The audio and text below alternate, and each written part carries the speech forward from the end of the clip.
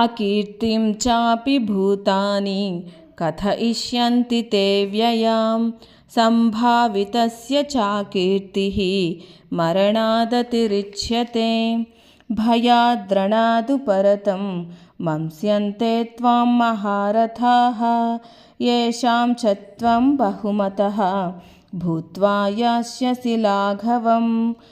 अवाच्यवादांश्च बहून् वदिष्यन्ति तवाहिताः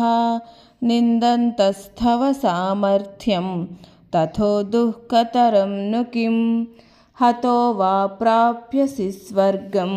तत्त्वा वा भोक्ष्यसे महीं तस्मादुत्तिष्ठ कौन्तेय युद्धाय कृतनिश्चयः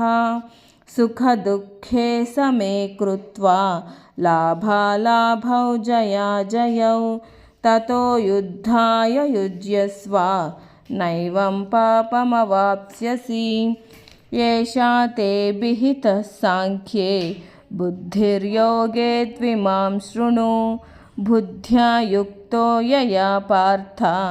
कर्मबन्धं प्रहस्यसि नेहाभिक्रमनाशोऽस्ति प्रत्यवायो न विद्यते स्वल्पमप्यस्य धर्मस्य त्रायते महतो भयात्।